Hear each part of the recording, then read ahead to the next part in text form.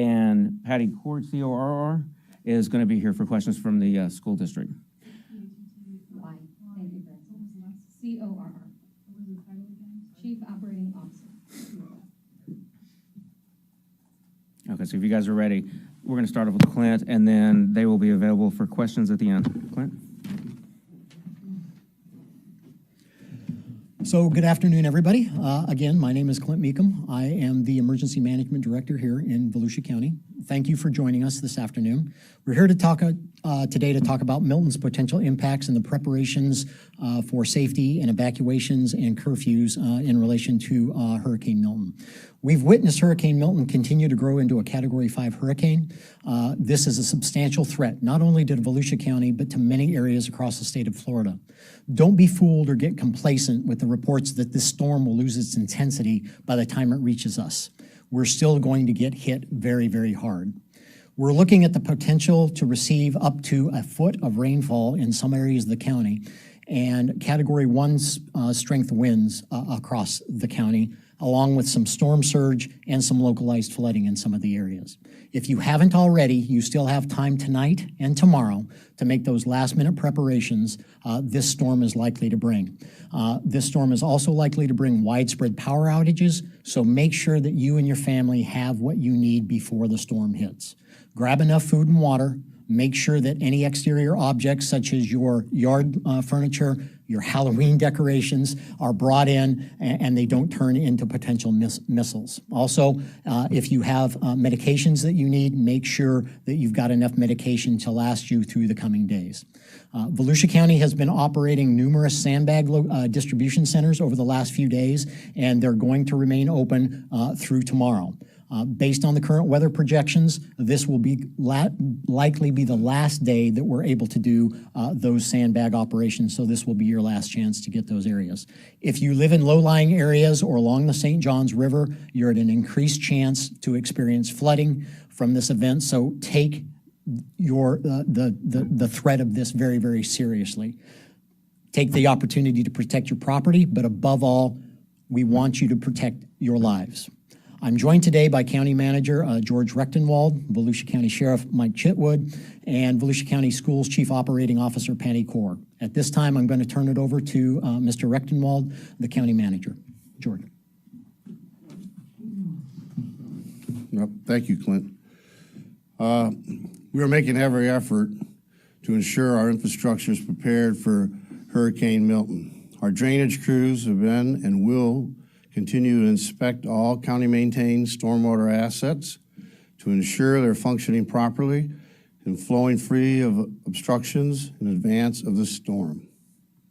Due to the conditions, as Clint just mentioned, we're issuing an evacuation order for areas east of the Intercoastal Waterway, those in manufactured and mobile homes, those in low-lying areas, and other areas prone to flooding, and for those at campsites and RV recreational vehicle parks. This will go into effect Wednesday morning at 8 a.m. We're also coordinating with our cities to evacuate properties that are still deemed vulnerable from previous storm events. We'll also be opening multiple emergency shelters at 9 a.m. on Wednesday morning.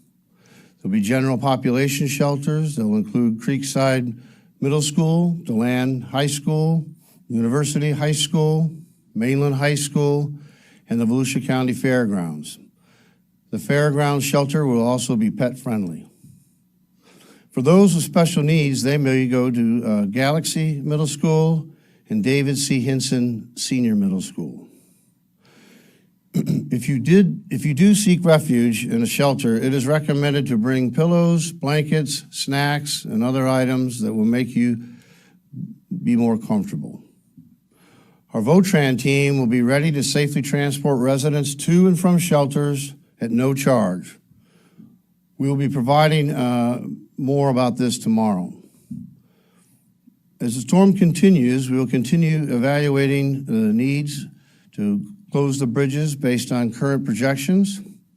There's actually a very real possibility this is going to occur. They close when you have winds that reach 40 miles an hour sustained. This will probably happen Wednesday evening. We'll ensure plenty of notice before that happens. At this time, I'd like to have Sheriff Mike Chitwood come up.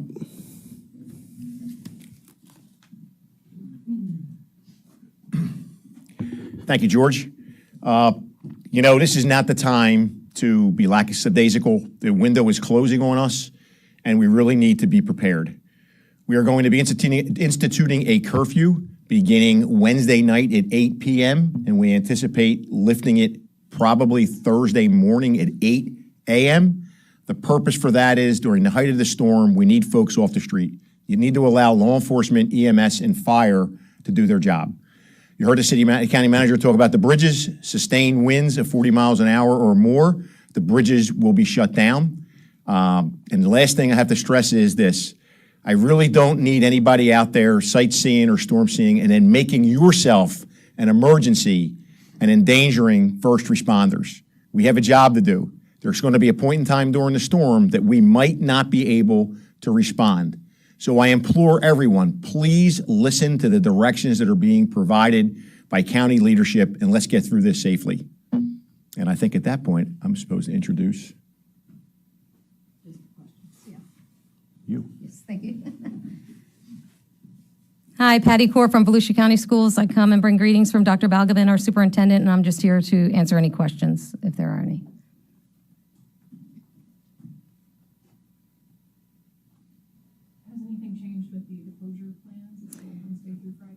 So our closure plan is actually tomorrow, Tuesday, we will be open, but we are running our early release spell schedule that we traditionally run on Wednesdays.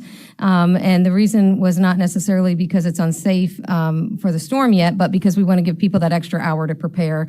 And also we'll be setting up our special needs shelters starting tomorrow afternoon, and that gives us ample time to set those up. We are closed on Wednesday and Thursday, and Friday is yet to be determined.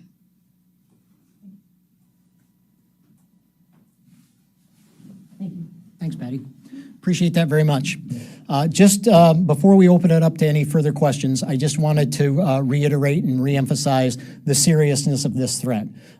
This is a major storm. It's coming right at us. It's not going to miss us. We are going to see the effects from this storm. So we implore everybody to please be prepared and be ready to receive this storm. I'll also plug the Volusia County Emergency Management app. It's a resource for you to receive real-time weather information, updates, sandbag locations, shelters that might open, and also a way for you to submit any damage reports directly to us here in Volusia County. Also, frequently visit the Volusia County website. We'll provide a link for that at the end of this as well. But make sure that you stay informed. Again, this is a very, very serious event. And to that end, we have also opened our Citizen Information Center. That will remain open through the rest of today. It will be open again tomorrow, and it will remain open for as long as needed. That's a place where our citizens can go to ask any questions rather than needing to call 911 for non-emergency issues. The number for that Citizen Information Center is 866-345-0345. Again, the Citizen Information Center number for Volusia County is 866-345-0345. Lastly, before we open it up to questions, I just want to reassure our public, you have a fantastic team here in Volusia County government working diligently, and we have been working diligently for a number of days now to make all the preparations that we can to ensure your safety, your family's safety, and the safety of our visitors here to our great county. We take it very, very seriously. We have wonderful partnerships, obviously, and we have wonderful first responders with our law enforcement, our fire, our EMS, our public works folks. They are there to ensure your safety. But please, we implore you, help us help you by being ready for this and taking this seriously. So with that, I will answer any questions, or we will answer any questions you might have. Ma'am. Is the eye actually going to pass over Volusia? So right now, the information that we're getting from the National Weather Service, it's actually looking like it's going to pass to the south of us. Now, that being said, we're still a number of days away from that happening, so the storm could shift track. But right now, it looks like the eye is going to go to the south of us. When will we start seeing impacts? So again, based on the information that we're receiving from the National Weather Service, our most likely time of approach and when we're going to start feeling the effects is Wednesday late afternoon into evening through Wednesday night and into Thursday morning. What are you expecting to see that prompted the evacuation decision? So there's a number of factors that go into the decision to make to issue an evacuation order. Based on the potential impacts that we're looking at, out of regard for those life safety issues, we always consider that first. So again, with the amount of wind that we could see, with the amount of rain that we could see, the fact that we have properties along our coast that are still that suffered damage from previous storms, we take all those factors into account when we make those decisions to ultimately issue an evacuation order. This is Kelsey with Fox 35 News. During the 2022 hurricane season, I mean, we saw Wilbur by the Sea, homes there that were really just decimated by those storms that we saw move past. So how are you preparing those communities? I mean, I spoke to a property manager earlier today, and she was on the phone with me explaining that she's really nervous about this hurricane. And again, this is a serious storm, so we do need to take it very seriously. 2022 was unique. We got 2 storms within 2 weeks, so it was a double impact, right? So that's a little different than the situation that we're facing now, but we've been working with those properties along the beach to, again, ensure and armor to the extent that we can those properties. And again, issuing evacuation orders. Hey, we understand that we have some vulnerabilities here. We need to protect the lives of our citizens and our visitors. So again, that's why we're taking this very serious step and looking at these evacuation orders. What about flooding? I mean, where are some of the areas that you expect will see the most flooding? So again, based on the information we're getting from the National Weather Service, we could see localized flooding pretty much any place in the county. We're going to see impacts along the west side of the county in the St. Johns River, for example. That's already in the moderate flood stage. We could see it go up into the severe flood stage, and we're expecting that later in the week. Along the coast, we're probably gonna see some degree of storm surge, though not as heavily as we saw during like Ian and Nicole. But along with that storm surge, we're gonna get a lot of rain. So we're going to see flooding. It's gonna be localized, but again, our public works crews have been out there doing everything they can in cooperation with our municipal partners to make sure that the storm drain systems, the drainage systems are just as ready as they can be to, again, minimize the impact to the extent that we can. What about A1A? I mean, there's been an ongoing project trying to fix that area of the road for a while, and now we've got this new storm coming in. I mean, how are you preparing that portion of the county?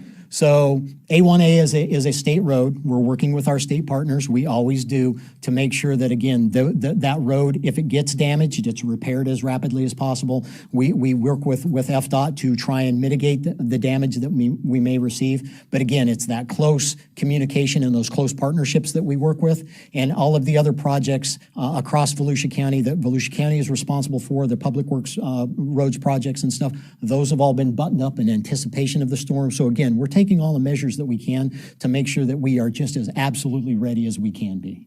And I think this goes without saying, you know, there are so many people that are constantly moving to Florida, and even a lot of social media, Facebook groups, people are worried about this storm. Like, should I board at my house? What do I do? So for anyone that's new to Florida, what is your advice for weathering the storm? So again, this is a very serious storm, right? We want to emphasize that, but we don't want to create a panic either. Volusia County has been through hurricanes before. We'll experience hurricanes in the future. Some of the things that we always recommend: do you have ample water and food? Are you prepared if your power goes out? Are you in an area that may be susceptible to missile damage, debris flying through the air, and those sorts of things? So we always recommend whatever people feel is appropriate, and that is up to and including evacuations. Even though Mr. Rechtenwald mentioned that we are going to be issuing an evacuation order, if you're uncomfortable, right, leave the area. Now, it's a little bit more challenging than that in this particular situation. We had Hurricane Helene go by. That damaged areas throughout the southeast part of the U.S. There's not a lot of places to go that haven't been affected by Helene or are going to be affected by Milton. So again, move inland if you're uncomfortable. Get away from the potential areas of flooding. Family, friends, whatever you may have to get out of those potential impact areas. But again, what you're comfortable with. Are you putting out any kind of emergency sand or weak spots or there were a lot of issues? We've been working with our municipal partners, and those partners, if they've had requests for those kinds of items, we've been working with them just as closely as we can to provide whatever materials that we have that they might need that would be beneficial to them. Can you remember the evacuation areas again? This is pretty much everything on the coast, right? Exactly. So those properties that were previously damaged by the storms are of special concern to us. But additionally, low-lying areas that are prone to flooding, any structures that have that lightweight construction, RVs, mobile homes, that sort of thing, those are the structures that we're primarily concerned about, again, because of the potential for the wind and the rain. What if somebody doesn't know, they think, oh, okay, maybe I'm in a risky flood area, but they're not sure if they should evacuate, should they just call or? So you can always call the Citizens Information Center with that number that I gave. We can help you provide that information. There is also a website, Know Your Zone, where it's an interactive website. You can go on there, put in your address, and it will tell you what evacuation zone you're in. So there's a number of ways to stay informed. But again, if you have any questions, call us here at the Citizens Information Center. We're here to help you as best we can. Anything else? Last question. So what about, some people stay behind anyways? I mean, if someone's thinking about just staying and, not evacuating, any thoughts about that? The sheriff touched on this a little bit, and if he wants to jump in, I'm more than happy to let him. But at the same time, please understand, there may become a time in the storm, there will become a time in the storm that if you run into an emergency, should you choose to stay, our first responders, as good as they are a finite resource, and we need to protect them as well, right? So we need to be in a position, you need to understand that if you pick up the phone and call 911, the answer may be, we understand, you have an emergency, what is your address? We will get to you as soon as possible. Sheriff, is there anything you'd like to add to that, sir? I would just add, during Ian, we had folks who didn't evacuate, and now they're screaming that I have 8 inches of water or 2 feet of water in my house, you got to come and get me. Well, we couldn't get there. And for some unknown reason, we had somebody playing with their handgun and shot themselves, and we couldn't get there to get them. So, there's a reason why we're telling you to evacuate. It's not because we're on a power trip. It's because we might not be able to get to you. And we've had people, just look around at the folks who didn't evacuate during Helene who were asked to evacuate. So please use a little common sense here. Sheriff, one question for you, just kind of following up on that at curfew. How are you enforcing the 8 p.m. curfew Wednesday night? We'll be stopping anything that's on the street. It's a $500 fine if you violate that. The objective here is to let first responders do their job. We don't want to see people who are sightseeing turn into casualties. And lastly, let's understand it. We have opportunists here who want to take advantage of a bad situation. And my response to that is, if we get our hands on you, it's enhanced penalties. So it might not be a felony of the second degree, it might be a felony of the first degree. So you need to take that in consideration. And to tell a quick war story, we had one of our residents head up to Taylor County after Helene passed through, violate the curfew, and got arrested by our deputies for loitering and prowling and violating the curfew.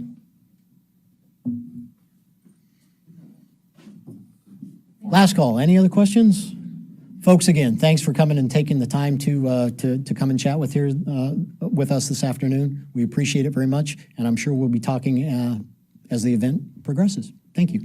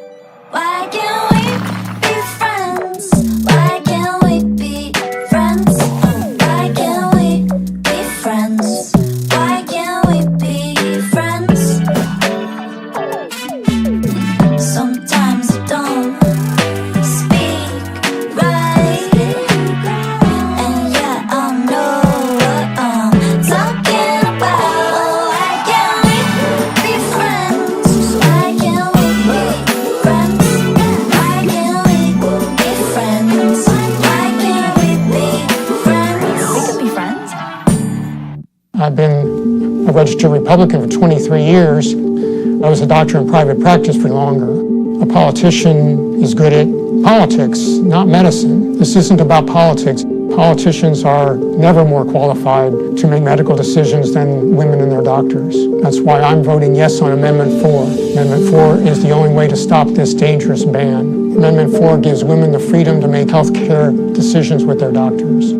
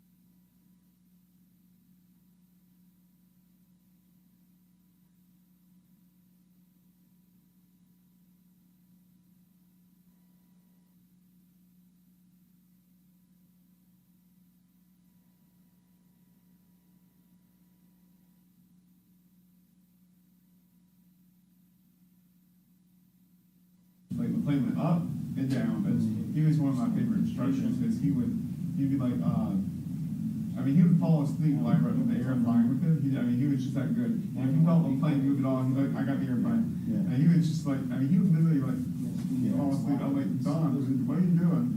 He's like, you got this. I'll figure it out. He was a really good flight instructor though. This one? No. But he took me up the worst weather possible in one of those 152s. I think it was a 172s.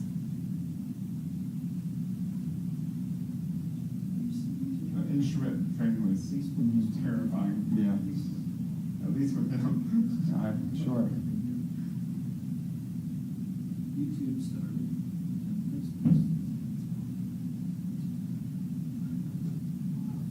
This says live for Facebook. It doesn't say live there. We know we're live. I'll say you got to us already. Okay, we're in the middle of a press conference right now. Technical guy later.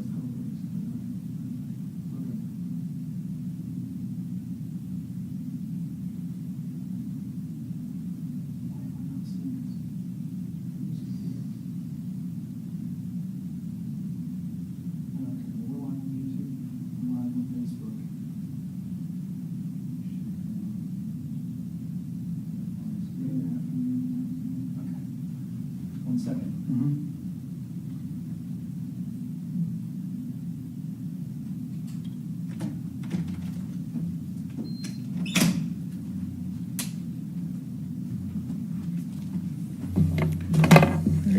Good afternoon, everyone. I'm Paul Womble, Polk County Emergency Management Director. We're here for our afternoon update on what's now major Category 5 Hurricane Milton. We'll give you a situation update, talk a little bit about what some of the things we've done today, about what the team in this building is doing to make sure our residents are safe and that the county is prepared to respond.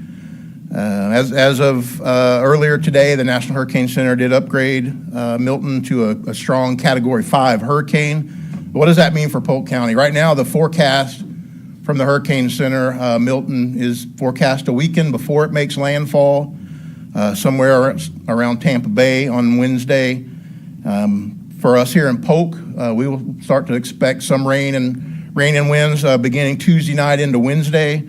Right now, the timing looks like the arrival of tropical storm force winds is Wednesday morning. And then by midday is when we expect the arrival of the strong tropical and then the hurricane force winds sometime Wednesday afternoon. Right now, forecast could be 75 to 95 miles per hour with gusts around 100 miles per hour. So what does that do? So those type of winds certainly will knock down trees. Those trees falling can damage buildings, damage your roof.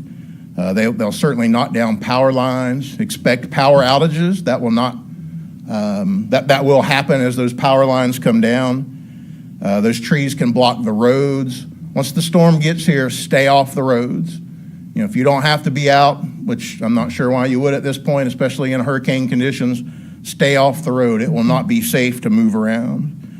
Those conditions, the hurricane force winds and the gusts, will be around until early Thursday morning, and then those conditions should not clear the county until sometime after lunch on Thursday. There's still a 5 to 10 inch rainfall forecast, which will cause flooding. There's no way to know for sure where that happens. Just if you get 10 or more inches of rain in any particular area, again, low-lying areas will flood. Potentially it will flood roads. There's no way to know if there's water over a roadway. You don't know if it's been washed out. You don't know if it's safe. So do not drive through water in the roads. Due to the demand, we know we've had a significant demand at our sandbag sites. We will have those sites open again for a half a day tomorrow from 8 o'clock until noon. Again, we know that several of the cities, City of Bartow, City of Lakeland, they have sites, sandbag sites as well. Talk about our shelters. Shelters will begin to open tomorrow morning at 7 a.m. for our 3 special needs shelters. Special needs shelters are for folks that have some type of medical equipment. Could be oxygen, could be a concentrator, or some other type of device that needs electricity to plug in to keep people alive and well.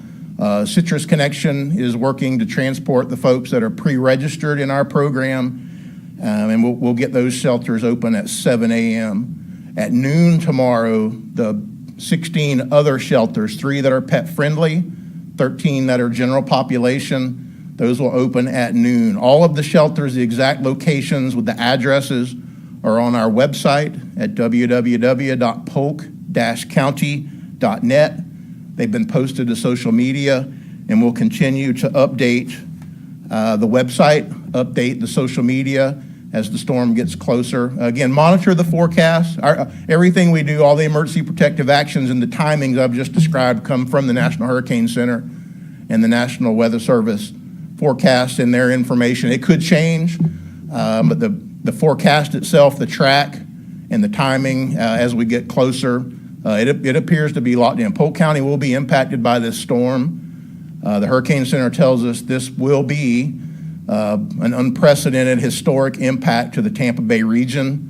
Lots of storm surge on the coast, which thankfully we don't have here, but certainly our cousins just to the west and folks that were already impacted by Helene will be impacted again. But we've got a team full of folks in the building, from our elected and senior officials to our cities to volunteer agencies, the Sheriff's Department and Polk County Fire Rescue. They're ready to respond. And we have all those plans in place. So just know there's a building full of people here and the team in the Emergency Operations Center and all of our partners here in Polk County. We work closely together. We work very well together. And it's all to make sure that our citizens are ready and that we're ready to respond. And we also have started some initial recovery planning for post-storm recovery.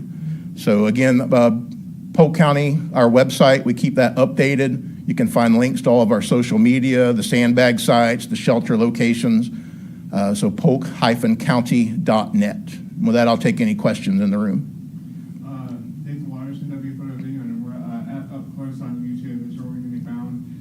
So a lot of people are asking, they have boats and stuff like that that are close to lakes. So are you seeing any kind of flooding around lakes or pools or anything that could potentially overflow into homes? The question is about lakes and pools. You know, with 5 to 10 inches of rain, or some areas may get over 10 inches of rain. If that happens in any one location, lakes could rise.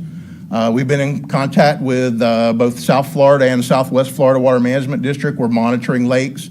We're certainly concerned about potential flooding in Bartow along the Peace River Basin, and we do have some plans in place with our partners. The City of Bartow monitors that level of the Peace River. We watch that, but there's just no way to know. But with that type of rainfall potential, we have flooding potential across the whole county. Are we going to see anything like what we saw like up north or around the Panhandle as far as flooding goes, creeks? Again, with every storm's different. But if we were to see 10 to 15 inches of rain in any one location or across Polk County, and it may take a day or two for rivers to react and water to flow from the north, we have to be prepared for potential flooding anywhere in the county. What do you expect in terms of power outages? We certainly anticipate and expect power outages. Again, every storm's different, but in hurricanes in our past, we've seen as much as 90% of the county without power the next morning, maybe half the county without power the next morning. Again, we haven't seen a strong storm like this. When Hurricane Irma came over Polk County in 2017, it was a Category 1 storm. And the morning after the storm, it was 90+% of the county was without power. So we've talked to all our power companies today. Some of them are in the room. They're part of the team here, and they'll do everything they can to rapidly get that power restored. But we have to just be patient. Again, this is a regional impact. It's not just Polk County. We're focused on Polk County, but no, there's going to be impacts across our region and those type of services. It'll take some time to restore. So have you been in contact with state and more other county officials as far as bringing in support, bringing in supplies, bringing in other power companies? Are they proud to come in? So have we been in touch with state officials in other counties? Absolutely. We coordinate twice a day with the State Emergency Operations Center. We've had numerous calls with state agencies today, through this activation. We've had our elected delegation, House and Senate members either on the phone or in the building. We talk constantly with the other counties, so we're all ready to respond. We'll bring in those resources as necessary. We've already brought in several semi-loads of state-provided water and shelf-stable meals, prepackaged meals that we'll be able to quickly get out into the community. Once it's safe, that we can go out and do assessments. And again, that's the type of information we'll get out in the next couple of days after the storm. But people need to be self-sufficient. It may take 2 or 3 days after the storm. Are roads blocked? Are the facilities and locations where we would do that type of distribution, are they available? Do we need to move trees? Is it safe for vehicles?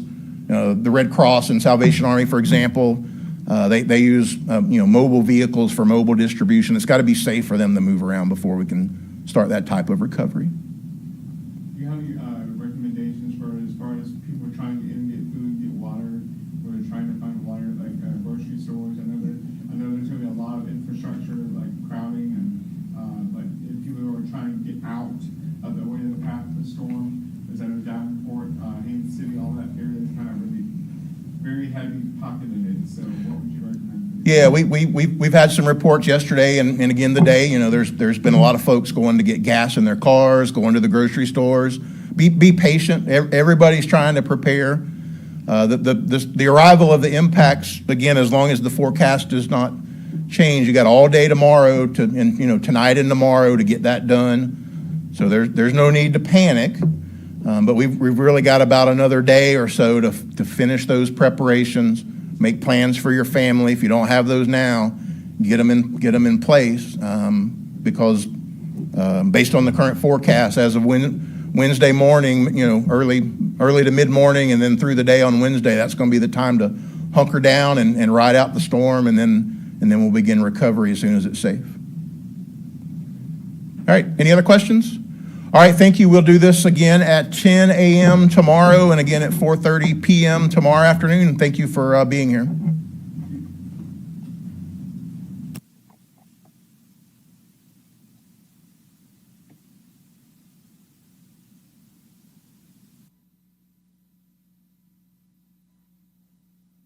If you're managing a high volume of SKUs, have complex data needs, or want to expand to more channels in a scalable way, then Feedonomics is for you. The world's top brands and retailers trust us with their product feeds, so don't risk falling behind your competition. A tasty takeout alternative? Restaurant quality in 5 minutes. Let's feast. I'll write select star from orders, and here I'll change this to Q9. If I run this, you can see it here. You can mark order ID 105 was deleted and it no more appears in this table. Alright, So this brings us to the end of the demo session on SQL with Python. Let me just scroll you through what we did. So first we imported the important libraries, MySQL connector, then we imported the error function, then we imported pandas using PD. We learned how to create a server connection to MySQL database. We created a new database, that is MySQL_Python. And now we connected to that database. We created a function to execute our queries. We saw how you can write a create table command. Then we inserted a few records to our orders table. We created a read_query command to read the queries and display the results. Then we started exploring our different SQL commands one by one. We saw how to use select query. Then we selected a few individual columns from our table, followed by using a inbuilt function which was year. Then we saw how to use the distinct keyword. After that, we used our where clause to filter our table based on specific conditions. We saw how to order your results based on a particular column. Then we saw how you could convert the table into a data frame using pd.dataframe function. Finally, we learned how to use the update command and the delete command. PostgreSQL is a very popular and widely used database in the industries. In this tutorial, we will learn PostgreSQL or PostgreSQL in detail with an extensive demo session. So in today's video, we will learn what PostgreSQL is and look at the history of PostgreSQL. We will learn the features of PostgreSQL and jump into performing PostgreSQL commands on the SQL cell and pgadmin. So let's begin by understanding what is PostgreSQL. PostgreSQL is an open source object relational database management system. It stores data in rows with columns as different data attributes. According to the DB Engine's ranking, PostgreSQL is currently ranked 4th in popularity amongst hundreds of databases worldwide. It allows you to store, process, and retrieve data safely. It was developed by a worldwide team of volunteers. Now, let's look at the history of PostgreSQL.